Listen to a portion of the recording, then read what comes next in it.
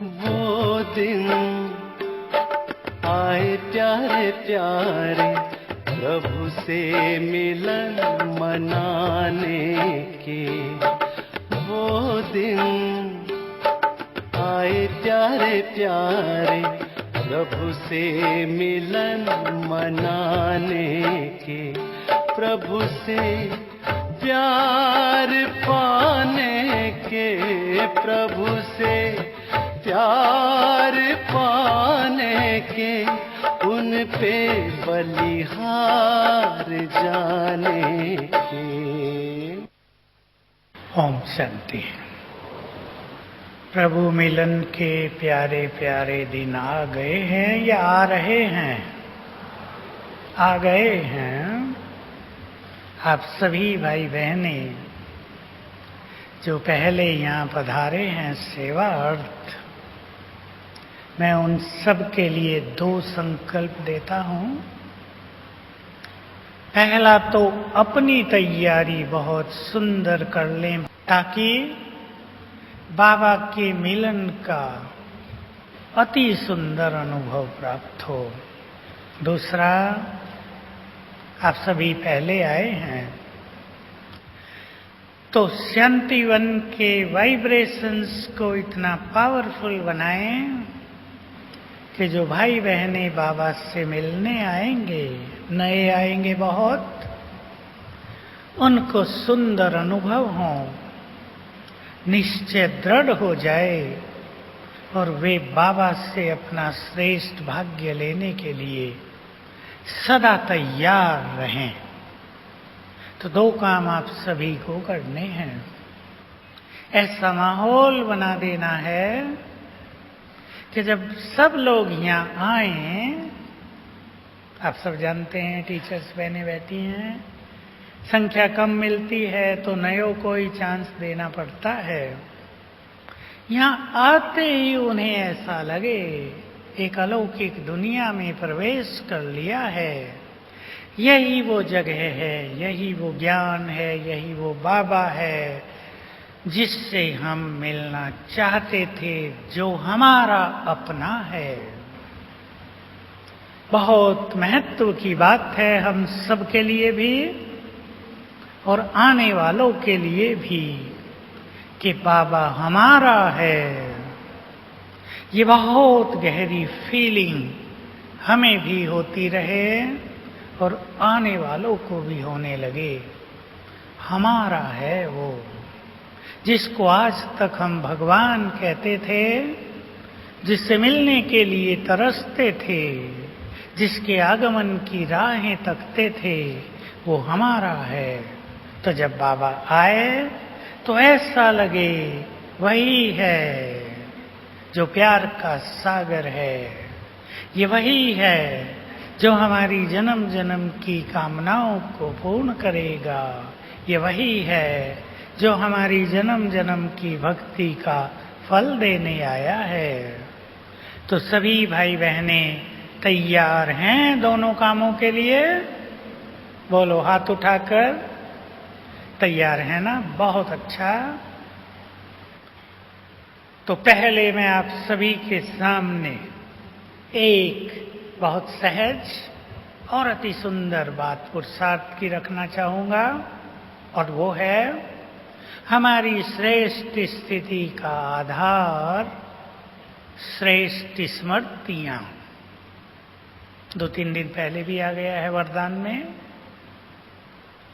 बाबा ने आकर हमें श्रेष्ठ स्मृतियाँ दिलाई, याद दिलाया है हमें बहुत कुछ। जो कुछ उसने हमें याद दिलाया वो हमें याद आने लगे, वो हमें याद आ गया हो। देखो मैं थोड़े में बताऊं, मैं 2 दिन पहले ही इंग्लैंड से वापस आया। वहाँ की हर चीज को मैंने देखा माना घूमने की दृष्टि से नहीं, मैं ज़्यादा घूमने नहीं जाता हूँ।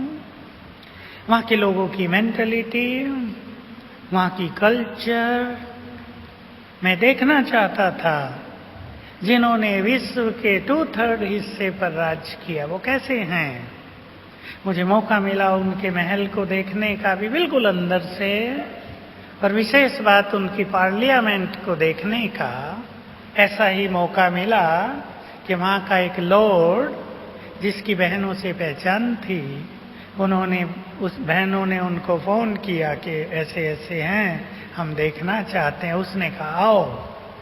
और ये एक वंडरफुल बात थी कि वही हमें घुमाने ले चला, बुजुर्ग व्यक्ति लॉर्ड।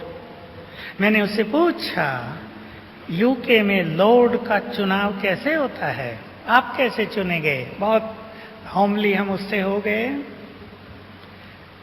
आपको मालूम है जब भारत में अंग्रेजों का राज था तो कोई भी वायसराय आता था उसके नाम से पहले Lord, Lord Curzon, Lord Dalhousie ये लिखा रहता था। तो मैंने इनसे पूछा आप कैसे इलेक्ट हुए एज ए लॉर्ड? तो कहा हमारे यूके में ऐसी ही लॉ था कि जिस व्यक्ति को एक बार लॉर्ड चुन लिया जाएगा वो पूरा जीवन लॉर्ड रहेगा, फिर उसके बच्चे, फिर उनके बच्चे, फिर उनके बच्चे लॉर्ड बनते रहेंगे। तीन जो प्रधानमंत्री हुए उनसे पहले एक प्रधानमंत्री ने इस कानून को बदलवा दिया और कहा एक बार जो लॉर्ड चुना जाएगा वो पूरा जीवन लॉर्ड रहेगा, लेकिन उसकी संतान लॉर्ड नहीं होंगी। तो एक ये गहरी बात जानने को मिली। हमें हमने उनसे पूछा रानी का, प्रधानमंत्री का और आप सबका रिलेशन कैसा होता है? तो समझ में आया जैसे यहाँ राजा होते थे, रानी का ठाट बाट वैसे ही है, और प्रधानमंत्री या चुने हुए लोगों को वो वैसे ही समझते हैं जैसे उनके सेवक पहले होते थे। तो बहुत चीजें अच्छी जानने को भी मिली। और ये देखा, एक थोड़ी सी बात बताकर मैं आगे चलता हूँ आज की क्लास पर। मैंने वहाँ की बहुत सारी चीजें देखकर ये महसूस किया कि इन लोगों की प्रारब्ध पूरी हो गई, अब समय भारत का है। ये कई चीजों से वहां समझ में आ गया। विशेष रूप से वहां की युवा शक्ति बहुत पीछे जा रही है और हमारी युवा शक्ति बहुत आगे जा रही है। भले ही कलयुग का अंत है, विकृति बहुत हैं, व्यसन भी बहुत हैं, लेकिन हमारे यहाँ युवकों में एजुकेशन के प्रति जिस तरह का क्रेज है और कंपटीशन है वो वहाँ नहीं है। इसलिए अगर भारत के वैज्ञानिकों को, इंजीनियरों को, आईटी वालों को वहाँ से हटा दिया जाए तो ये बहुत सारे देश डेड हो जाएंगे। तो अब समय आ गया है भारत का। कोहनूर हीरा भी हमने देखा, और मैंने इस कोहनूर हीरे को बहुत सारी चीजें जानकर नाम दिया है ये अनलक्की हीरा है। आप कहेंगे कोहनूर हीरा इतना बड़ा प्रसिद्ध चीज, बहुत बड़ा था, उसको छोटा बना के ताज में डाला गया था 1 इंच का। इसका अगर आप इतिहास जानें तो जिस राजा के पास ये गया उसका सर्वस्व समाप्त किया। अंग्रेजों के पास पहुंचा तो उनका लंबा चौड़ा साम्राज्य नष्ट होने लगा। भारत वाले उसको वापस मांग रहे थे। मेरा शुभ संकल्प है कि उसको वापस न लिया जाए। वो अनलक्की हीरा है। हम सब हीरे हैं यहाँ, हमें किसी हीरे की जरूरत नहीं। बाबा सबसे बड़ा हीरा, बाबा सबसे बड़ा हीरा सबको हीरा और हीरो बनाने के लिए आ गया है। इसमें कोई संदेह नहीं कि ये देश संपन्न है, स्वच्छता बहुत है, सुंदरता भी भारत से ज़्यादा है, सड़कें भी अच्छी हैं। मैंने जब किसी को कहा वहाँ के लोगों को कि आपके देश में बहुत सफाई है, हमारे देश में गंदगी रहती है, तो उसने तुरंत उत्तर दिया हमारे देश में बाहरी सफाई है, सबके मन गंदे हैं। भारत में बाहर से गंदगी है, मन साफ हैं। बड़े गर्व की बात है। बाबा की सेवाएं भी बहुत सुंदर हो रही हैं, लेकिन सब कुछ देखकर, बाहरी सौंदर्य देखकर मुझे समझ में आता था कि भारत जैसा महान कोई भी देश न है, न कभी होगा। ये सत्य है। रानी का जो महल हमने देखा, एक बात और सुना दूं आपको, नशा तो हो ही जाएगा। उस महल में बहुत सौंदर्य तो था, लेकिन जब उनका डाइनिंग हॉल देखा जो बहुत सुंदर था, बहुत सुंदर, काफी बड़ा भी था, 35-40 बाई 50 का होगा, लेकिन उसमें सभी चीजें कांच की रखी हुई थी, सजी सजाई सुंदर। मैं सोच रहा था हमारे देश में कलयुग के अभी 100-200 साल पहले के राजाओं के भी डाइनिंग हॉल में सब वस्तुएं सोने और चांदी की ही हुआ करती थी। भारत इतना संपन्न देश था, तो हम सभी भारत को फिर से संपन्न महान बनाने में लगे हैं। और आज की मुरली बाबा ऑपरेशन करने आया है, ऑपरेशन चालू हो गया है। पता है आपको, ऑपरेशन चालू हो गया है। प्रकृति का भी ऑपरेशन कर देगा, सारी सृष्टि का ऑपरेशन हो जाएगा, कोई समस्या भी नहीं रहेगी। तो संसार एक क्रिटिकल पीरियड की ओर बढ़ता जा रहा है। मुझे तो ऐसा दिख रहा है कि 2020 तक खेल बहुत बदल जाएगा। मैं विनाश की बात नहीं कर रहा हूं, क्योंकि ये संसार विनाश के साथ साथ धर्मराजपुरी भी बनेगा। वहां मेरे से लोग प्रश्न पूछते थे कि बाबा ने कहा है इन देशों का विनाश एटम बम्स के द्वारा फट से हो जाएगा, तो क्या 1 सेकंड में 5-7 सेकंड में सबके विक्रम विनाश हो जाएंगे? नहीं। एटम बम छूटने से पहले वहां के मनुष्यों को काफी कष्टों से गुजरना पड़ेगा, जिनमें उनके विकर्म नष्ट होंगे।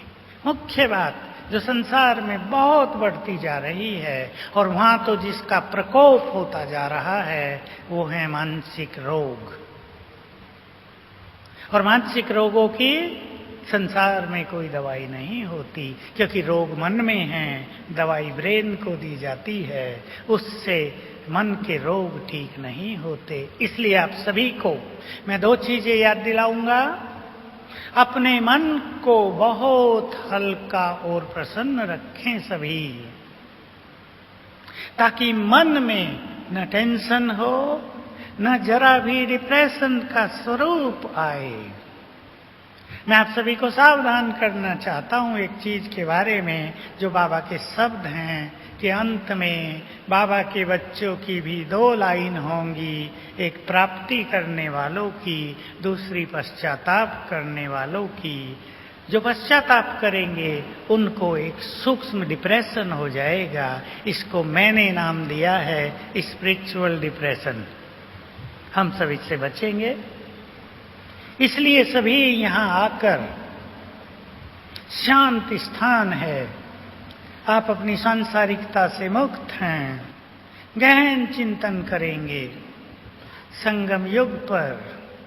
जो कुछ मुझे करना चाहिए, क्या मैं वो कर रही हूं, कर रहा हूं? जो हम कर सकते हैं, क्या वो हम कर रहे हैं? जो नहीं किया जा सकता उसे छोड़ दो। हर एक व्यक्ति अच्छे से अच्छा जो कुछ कर सकता है वो अवश्य कर लेना चाहिए। और इसके साथ साथ हर एक को एक संकल्प रख लेना है अपने मन में। हम इस पे वहां काफी कुछ क्लासेस कराते थे। I can change my self, मैं स्वयं को बदल सकती हूं। मेरे अंदर स्वयं को बदलने की संपूर्ण शक्ति है। तो जो परिवर्तन हम अपने में लाना चाहते हैं, उसको लाने का दृढ़ संकल्प इस महान तीर्थ पर करेंगे सभी, ताकि जीवन निष्कंटक हो, हमारी स्पिरिचुअल राहें निर्विघ्न हो, हम जो कुछ करना चाहते हैं वो कर सकें। और सभी को ये मालूम रहे कि हमारी श्रेष्ठ स्थिति, हमारी श्रेष्ठ स्मृतियां वातावरण को बदल देती हैं, परिवार को बदल देती हैं, परिवार के माहौल को बदल देती हैं। इसलिए अपने परिवारों की समस्याओं से प्रभावित न होकर उन्हें प्रभावित करने का दृढ़ संकल्प करें। समस्याओं का प्रभाव आपके ऊपर आता है, बड़ा नेचुरल है, लेकिन हमारी श्रेष्ठ स्थिति का प्रभाव समस्याओं को नष्ट कर सकता है, इसके अनुभव प्राप्त करें। मैं 2 बातें आपको कहने वाला था। एक हुई हल्का रखना, बहुत खुश रहना। कहना तो सहज है खुश रहना, पर हम सब जानते हैं खुश रहना सबसे कठिन होता जाता है दुनिया में। एक दूसरे का व्यवहार ही मनुष्य को खुशी से दूर ले जाता है। खुशी महंगी हो जाती है। जीवन में आने वाली छोटी छोटी बातें, निराशा की बातें मनुष्य की खुशी को नष्ट करती हैं। लेकिन हमें अपने ज्ञान के बल से खुश रहने की कला सीखनी है। बहुत सारे पुराने भाई बहने बैठे हैं। मैं एक संकल्प देता हूं आप सबको। बाबा ने जो हमें ज्ञान दिया है, ध्यान से सुन लेंगे, इस ज्ञान को अपनी डिवाइन विजडम बना दें। इस ज्ञान को अपनी दिव्य विवेक बना दें। विचार करेंगे इस पर। ज्ञान सबको मिल गया है, लेकिन किसी किसी ने इसको सुंदर विवेक बना दिया है, सद्विवेक बना दिया है। हमें इसको बना देना है दिव्य विवेक, जो हमारे जीवन को दिव्यता से भरेगा, जो हमारी खुशी को हमारी शक्ति बना देगा, जो हमारी शांति को हमारी बहुत बड़ी पावर में बदल देगा। सभी इस पे विचार करेंगे, ज्ञान को विवेक बना देंगे। दूसरी बात, ये दूसरी बात उनके लिए है, इस सभा में ऐसी जो महानात्माएं बैठी हैं, जो श्रेष्ठ पुरुषार्थी हैं और जिन्हें अपनी नहीं संसार को कुछ देने की श्रेष्ठ इच्छा है। अपनी चिंताएं केवल नहीं, क्योंकि संसार को इस समय और आने वाले समय में, अगले 5 सालों में हमारे श्रेष्ठ वाइब्रेशंस की बहुत जरूरत है और होगी। उसके बिना मनुष्यों को सुखी जीवन जीना बहुत कठिन हो जाएगा। इसलिए जो श्रेष्ठ पुरुषार्थी भाई बहने यहाँ बैठे हैं, वो अपने को चारों ओर से थोड़ा मुक्त करके सर्व खजानों से स्वयं को भरपूर करें। देने का समय समीप है। मुझे बाबा की कुछ बातें याद आ रही थी जो बहुत दिन से मुरलियों में नहीं आ रही हैं। मैं याद दिला दूं आपको। समय तुम्हारी इंतजार कर रहा है। बात करें अपने से। समय किसी की इंतजार नहीं करता। इंग्लिश में तो कहावत ही है, time and tides wait for none. समय और तूफान किसी का इंतजार नहीं करते। पर कौन है वो महान आत्माएं, समय जिनके लिए रुका है? बाबा के सुंदर शब्द होते थे, समय बार बार रुक कर पीछे मुड़कर देखता है, मेरे मालिक आ रहे हैं या बहुत पीछे रह गए हैं। विचार करने की बात है। समय उस मोड़ पर आ गया है जहां अचानक कुछ भी घटित होगा दुनिया में और हमारे पुरुषार्थ की अंतिम लाइन भी समाप्त हो जाएगी। फिर हमें वो सब देखने के लिए मजबूर होना पड़ेगा जिसको हम देखना नहीं चाहते। इसलिए श्रेष्ठ पुरुषार्थियों को अपने को तैयार करना है देने के लिए। निकाल दें अपने को छोटी छोटी बातों से। मैं एक घटना सुनाकर आपको एक सुंदर बात कहना चाहता हूं। एक माता मेरे पास आई विदेश में ही, 2 बच्चे, दोनों बड़े, दोनों बचपन से ज्ञान में, एक ने PhD कर ली, दूसरा भी अच्छी एजुकेशन लेके अच्छी नौकरी में है। एक की इच्छा है मैं शादी करूं, दूसरा जिसने पीएचडी की थी, उसका चेहरा बिल्कुल उतरा हुआ। मैंने मां से पूछा, वो बीच में बैठी थी दोनों साइड में, मैंने पूछा क्या समस्या है? देखो सुने आप ध्यान से। उसने कहा ये दोनों मेरे लड़के बचपन से ही शत्रु हैं। मैंने एक दूसरे को देखा, मुस्कुराते हैं या नहीं? बिल्कुल नहीं। मैं सुन रहा था उनकी बात। कहा ये लड़का कहता है मैं शादी करूंगा, बचपन से ज्ञान में था। अभी वो जो दूसरा था पीएचडी वाला, वो बोल उठा, मां सदा मेरी कंप्लेंट करती रहती है, मुझे कुछ नहीं करने देती है, कहती है जैसे मैं कहूं वैसे ही तुम्हें करना है। तीनों के बीच में खींचातान थी। सच्ची घटना है। मैंने उस माता जी को समझाया, मैं इन दोनों से तो अलग से बात करूंगा, अब मैं आपसे बात करता हूं, आप इनको फ्री करो, खुद भी फ्री हो जाओ। यही बात मैं आप सबको कहना चाहता हूं। खुद भी फ्री हो जाओ, दूसरों को भी फ्री कर दो। जीवन श्रेष्ठ भाग्य से चमकाना है। ये सुंदर मौका फिर नहीं मिलेगा। मैं जब समर्पित हुआ तब भी सोचता था, और उसके बाद ये बात अपने को याद दिलाता आया, मैं अपने को मोटिवेट करता था, बार बार अपने को याद दिलाया करता था, ये दिन याद आया करेंगे, ये दिन याद आया करेंगे। भक्ति में भी हमारे सामने जो कुछ अब घटने जा रहा है संगम युग के अगले सालों में, उसके ही आधार पर 18 पुराण लिखे जाएंगे। तब भी लोग याद करेंगे द्वापुर से, और हम बाबा के बच्चे उन चीजों को याद करेंगे, कैसे भगवान इस धरा पर आया था, उसने हम सब की पालना की थी, सम्मुख बैठकर ज्ञान सागर ने संपूर्ण सत्य रहस्य खोले थे, सभी आत्माओं को प्यार देकर पावन बनाया था, विकारों की अग्नि को शीतल किया था। ये दिन हमें भी याद आया करेंगे। मैं वहां था, मुझे एक बात बहुत याद आती थी।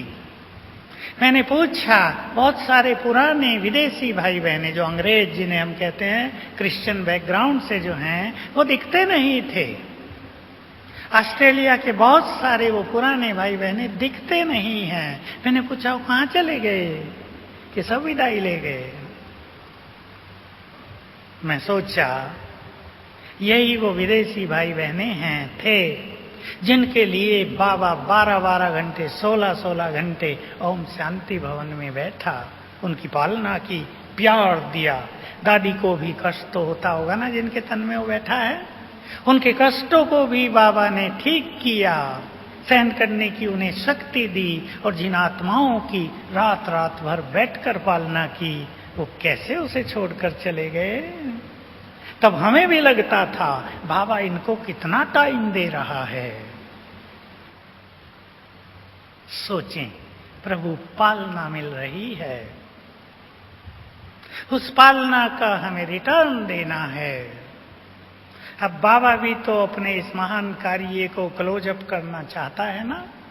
लंबा काल उसने पालना की है, 80 साल पूरे हो जाएंगे कुछ दिनों में। हम सभी स्मृति स्वरूप हो जाएं। मैं आपको अब याद दिलाऊं, बाबा ने आकर हम सभी को स्मृतियां दिलाई हैं, याद दिलाया है तुम कौन हो। इसलिए रोज सवेरे हम अपने को स्मृतियां दिलाया करें। यहां शांति वन में अब से कम 8-10 दिन आप सदा यहाँ हैं, 8-10 दिन तक रहेंगे। रोज सवेरे उठकर अपने को स्मृतियां दिलाएंगे, और उसकी मैं एक विधि बता रहा हूं। अब मैं एक प्रैक्टिकल क्लास लेना चाहता हूं, 25 मिनट। सवेरे उठें, उठते ही पहले बाबा को गुड मॉर्निंग करेंगे, बाबा को अपने सामने देखकर, बाप दादा को दोनों को। और फिर दूसरा संकल्प करेंगे, प्यारे बाबा आपने मुझे सब कुछ दिया, आपको कोटि कोटि बार शुक्रिया। लेकिन सच्चे दिल से, ऐसे नहीं अंदर लगे कुछ मिला तो नहीं, सब कुछ दिया, श्रेष्ठ बुद्धि दी है, श्रेष्ठ भाग्य दिया है, स्वर्ग की राजाई लेकर आए हैं, अपना प्यार दिया है, सदा कहना सुंदर परिवार दिया है, सब कुछ सुंदर, धन संपदा खाना पीना सब सुंदर दिया है। ये कंप्लेंट बिल्कुल छोड़ दें कि ये नहीं दिया वो नहीं दिया, या पड़ोसी को ज्यादा दिया मुझे कम दिया, या बड़े भाई को ज्यादा दिया मुझे कम दिया, ये सब नहीं, तुमने मुझे सब कुछ दिया। इसके बाद अपने को वो स्मृति दिलाएंगे जो बाबा ने हमें रोज दिलाई है, और उसको इस स्वरूप से भी आप दिला सकते हैं कि बाप दादा हमारे सामने खड़े हैं। या एक सुंदर सीन बना देना कि यहाँ स्टेज पर बाप दादा आए हैं, दादी के तन में। वो सीन आप सभी ने देखा है, किसी ने यहाँ देखा है, किसी ने टीवी पर देखा है। बाप दादा यहाँ आए हैं, मैं उनके सम्मुख हूँ, और बाबा कह रहे हैं, बच्चे अब अपने को याद दिलाना, तुम इस संसार की सबसे अधिक भाग्यवान आत्मा हो। लेते जाना इसको अपने अंदर में, समाते चलना, तुम्हारे जैसा भाग्यवान कोई नहीं, मैं तुम्हारी पालना करने आ गया हूं। बच्चे तुम साधारण नहीं हो, बहुत महान हो, तुम इस धरा के श्रृंगार हो, तुम वही हो जिनकी मंदिरों में पूजा हो रही है। याद दिलाना, बाबा सामने बैठा है और हमें याद दिला रहा है, मैंने तुम्हें अपनी सारी शक्तियां दे दी हैं, तुम शिव शक्ति हो, मैं तुम्हें बहुत प्यार करता हूँ, मैं तुम्हारे साथ हूँ, तुम अकेले नहीं हो।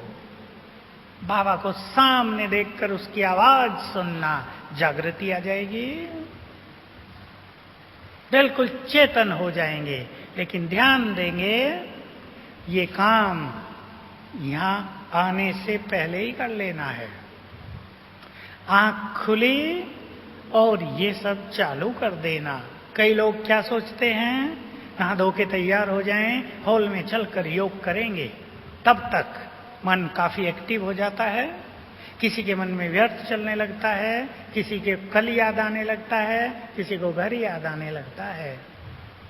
मैं हमेशा एक बात सबको याद दिलाता हूं, उठते ही पहले 10 मिनट हमारे लिए सबसे सुंदर समय होता है।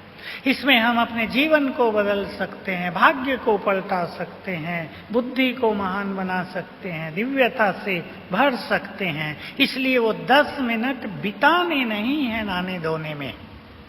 नहाना धोना भी हो, तैयार होना हो, तो भी उन संकल्पों को करते हुए होना है।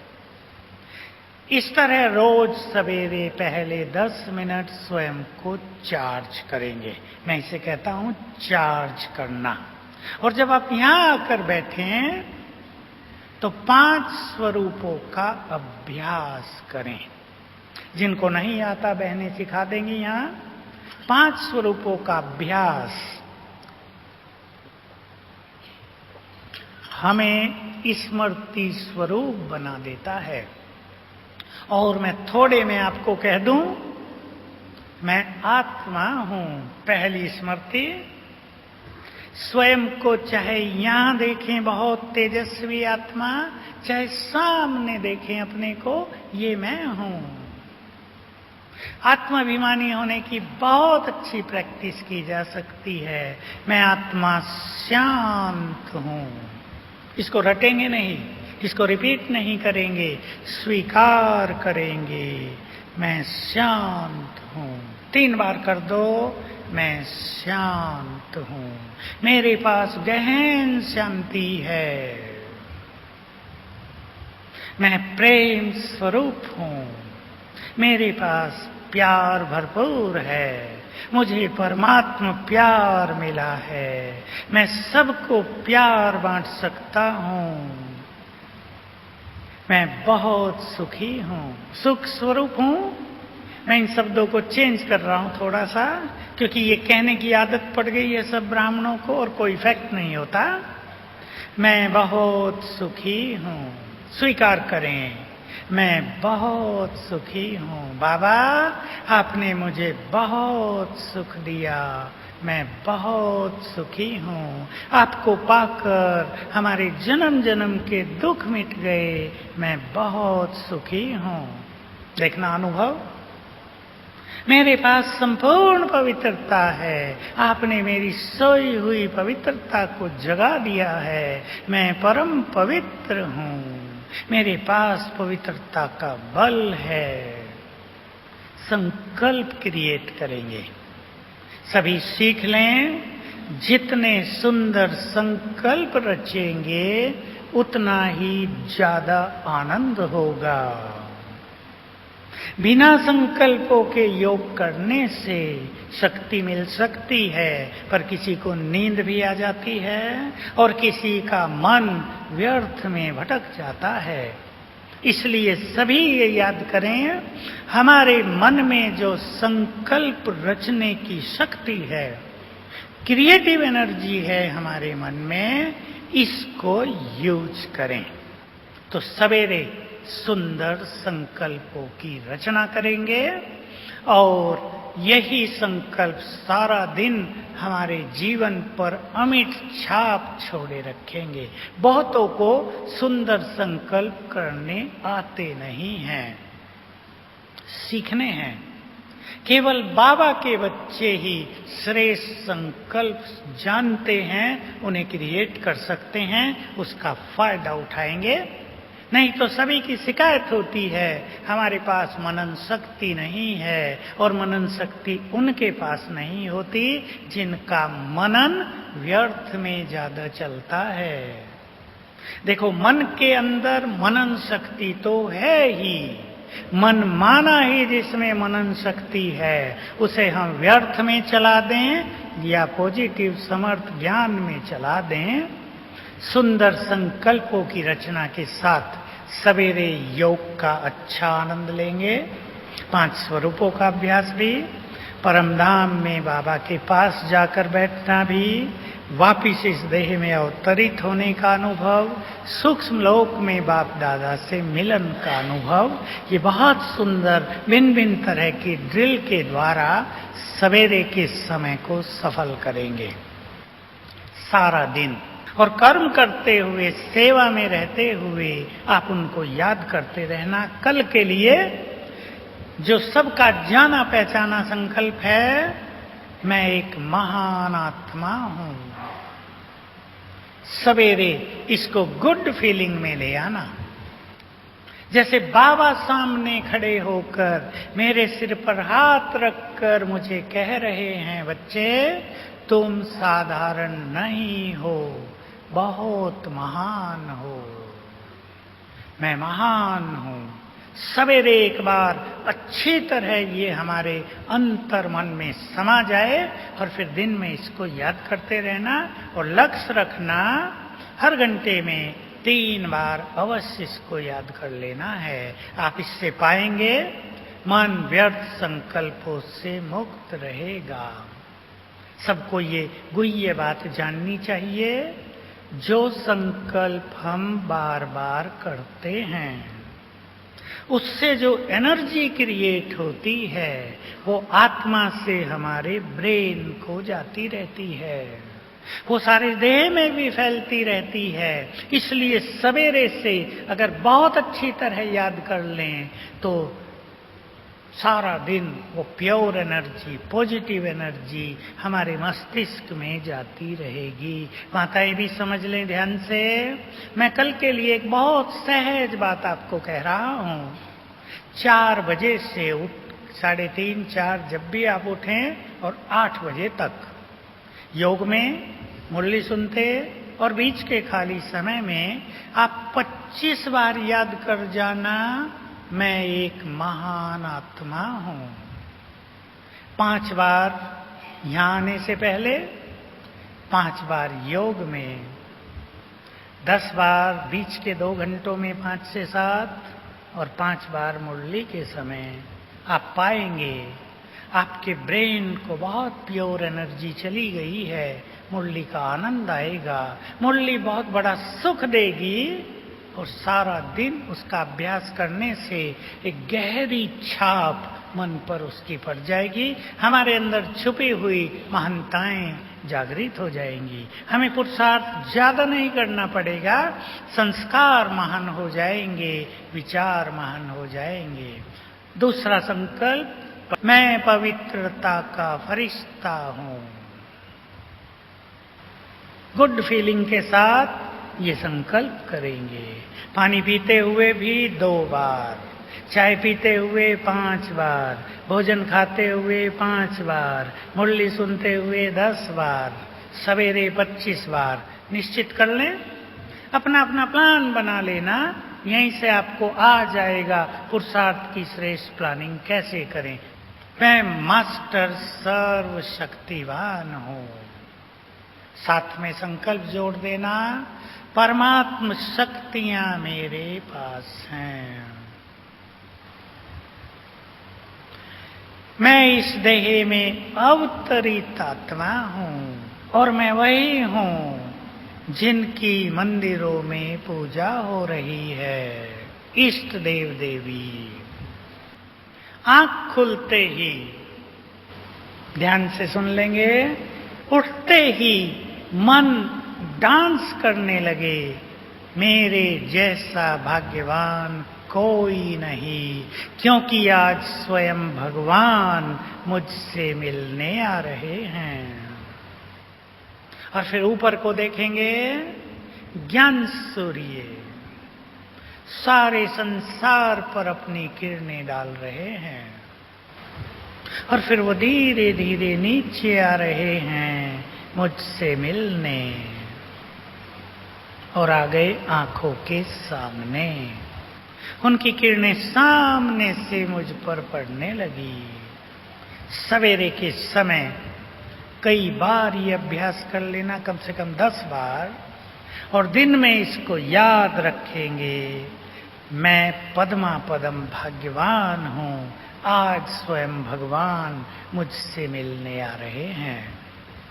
फिर वही बात रिपीट कर देता हूं, इन सुंदर संकल्पों से मन व्यर्थ और साधारण संकल्पों से मुक्त रहेगा और ब्रेन को विशेष एनर्जी जाती रहेगी और मन में मनन शक्ति का विकास होगा।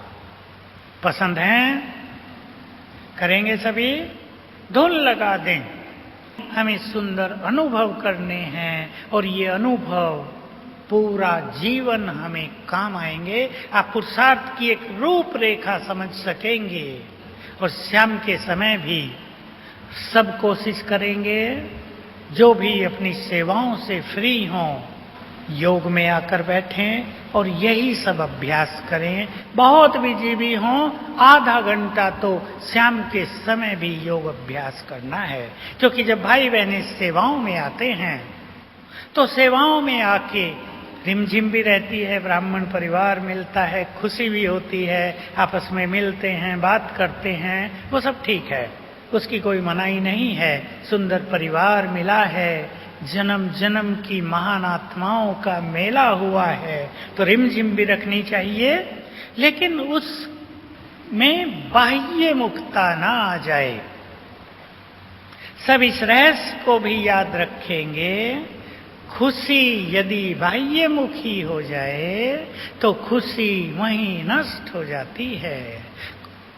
खुशी आत्मा को सूक्ष्म शक्ति प्रदान नहीं करती, खुशी जन्म जन्म के गमों को दूर नहीं करती। यदि हम खुशी को अंतर्मुखता के साथ अंदर में समा लें तो ये खुशी हमारे अंदर स्थायी रूप से समा जाएगी और जन्म जन्म के कष्टों को समाप्त करेगी। तो सेवाओं में रहते हुए भी सभी भाई बहनें इन चीजों पर ध्यान देंगे। साथ ही साथ जो जितना अच्छा अंतर्मुखी रह सके, मौन रह सके। वैसे तो बहनें प्रोग्राम अवश्य बनाएंगी। मुझे याद है जब पंजाब का टर्न होता है तो बहनें अच्छा मौन करा देती हैं, वही फिर से कराएंगी।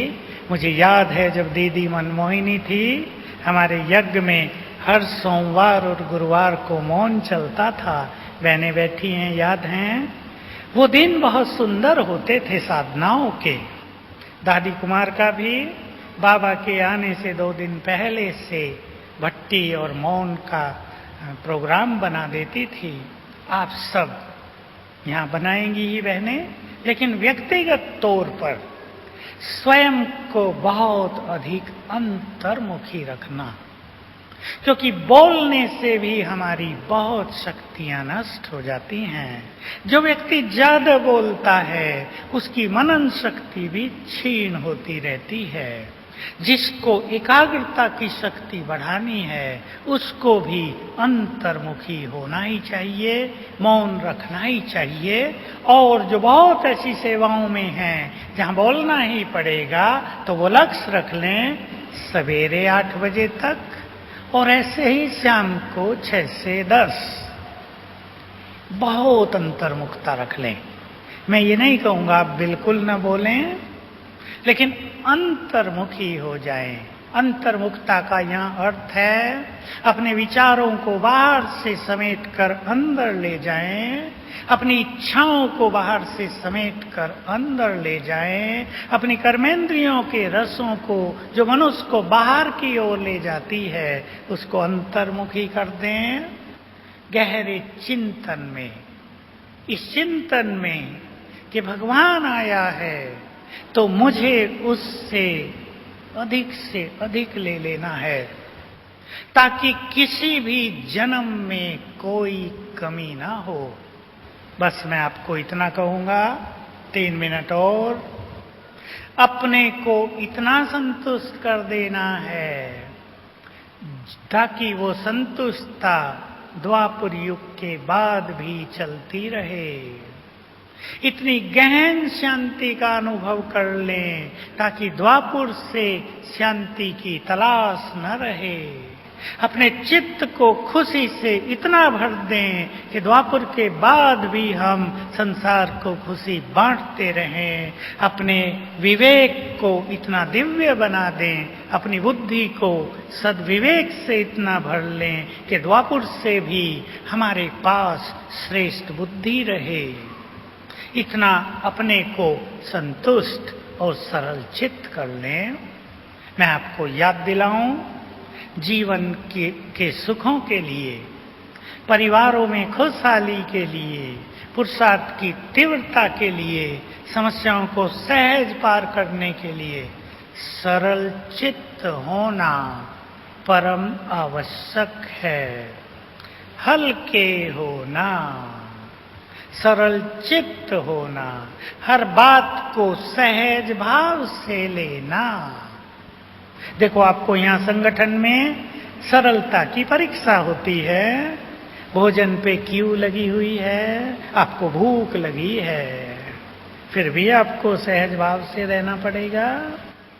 सहज भाव को बढ़ाते चलना, ये सरलता योग को सरल करेगी, जीवन को सरल करेगी। और याद रखेंगे, लास्ट लाइन बोलना चाहता हूं, अब इस सृष्टि पर वो नहीं होगा जो हम चाहते हैं, अब वो होगा जो प्रभु प्लानिंग है। इसलिए अपने को साक्षी भाव में स्थित करते चलें। मेरी भी शुभ भावना है, आप भी अपने लिए शुभकामना रख लें। मधुबन के इन दिनों का पूर्ण रूप से आनंद लेकर घर वापस जाना है और इस अनुभव को, इस स्थिति को सदा के लिए कायम रखेंगे। ओम शांति।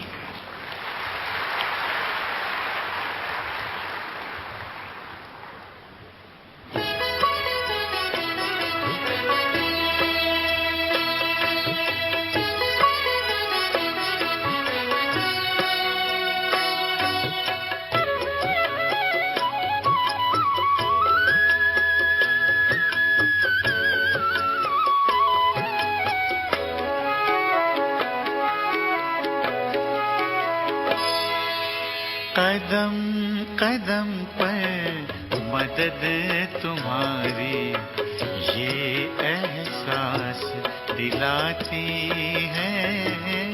कदम कदम पर मदद तुम्हारी ये एहसास दिलाती है। सोचो तुमको कौन मिला है, सोचो तुमको कौन मिला है, कौन तुम्हारा साथी है। कदम कदम पर मदद तुम्हारी ये एहसास दिलाती है।